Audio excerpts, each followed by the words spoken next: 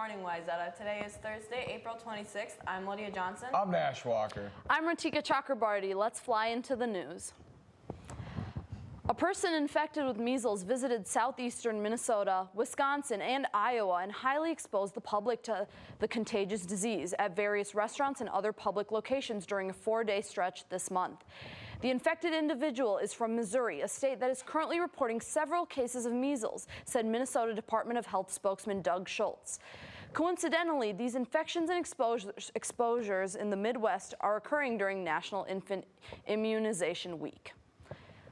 A Florida student is under investigation by his high school for a racist promposal that quickly drew controversy on social media over the weekend. In a Snapchat screenshotted and shared online by numerous accounts, 18-year-old Noah Crowley, a student at Riverview High School in Sarasota, Florida, held a poster board that read, "If I was black, I'd be picking cotton, but I'm white, so I'm picking you for prom." Crowley has since apologized and said, "I want to sincerely apologize if I have offended anyone with the picture going around. That was not my intention. Anyone who knows me knows that that is not how I truly feel." Crowley's parents have said that he will not be attending prom, graduation, or any other school event.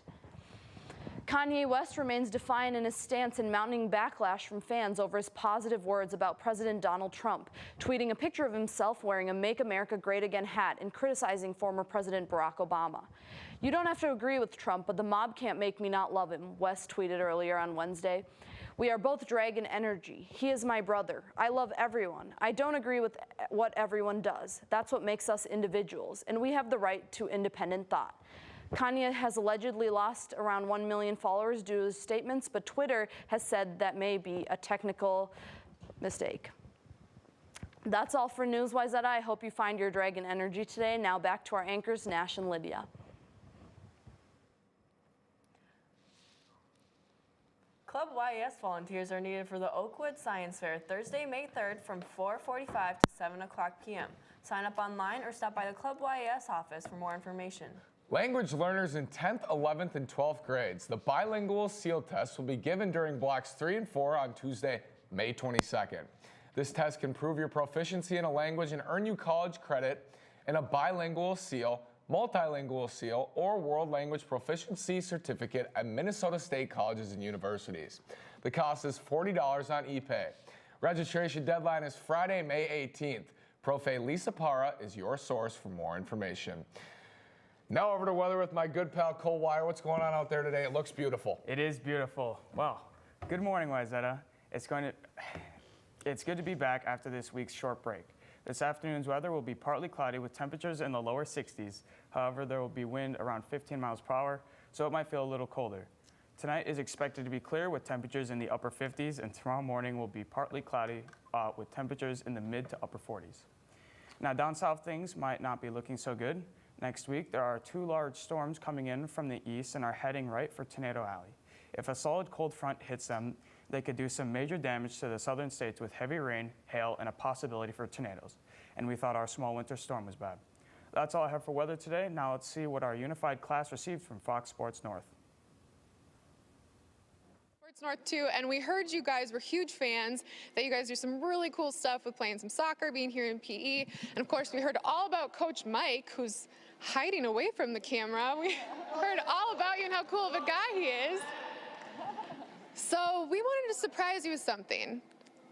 How about like some tickets to United game? Sound pretty cool? Yeah? Mike has been teaching for 19 years, and he helped pilot Unified PE in Minnesota. He also helped establish the Minnesota United Unified Soccer Team that will be training alongside the Minnesota United this season. Through Unified PE, these students are making connections in this class, which are translating to true friendships in hallways and outside the school. Unified PE, what it's done for this school, for this community, taking these 2 groups of students and giving them an opportunity to play together, to get to know each other, to get to hang out together in a physical education environment, but yet to see it transfer into the lunchroom, into the hallways, and outside and doing things on the weekend. It's been pretty amazing for this school these last couple of years. You know, I was fortunate enough to have a brother that has special needs, so I grew up getting to be around Special Olympics, and I've seen how it's changed my life, it's changed my family's life.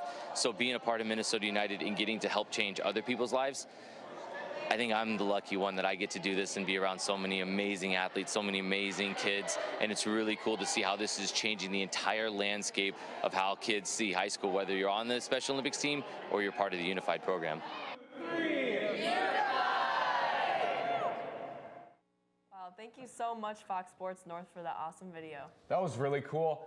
So was the Bronze game winner last night. Tyler Knably, update me on our school sports, on our national news, on our sports around the world. Hold your horses, Nash. We're going to get to that, all right?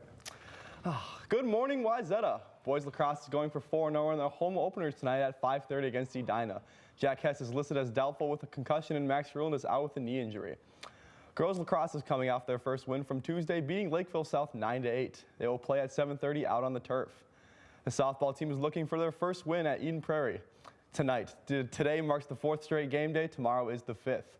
The Timberwolves are officially out of the playoffs after losing Game 5 last night in Houston. Expect the Wolves to make some personnel decisions this offseason.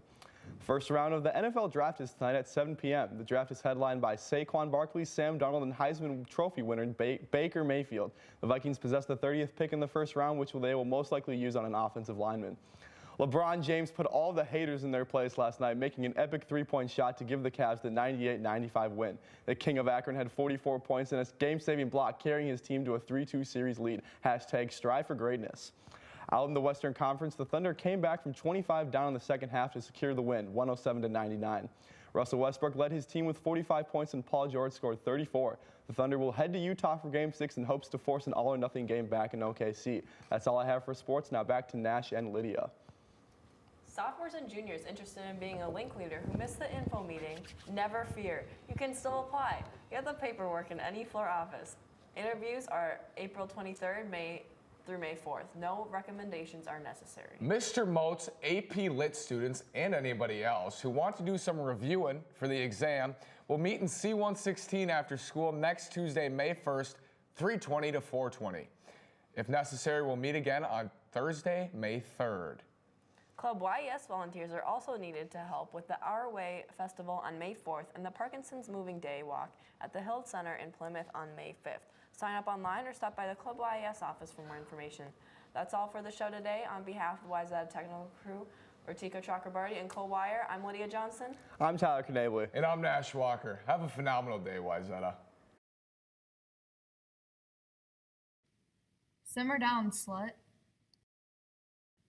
You're not fat, you're just easier to see.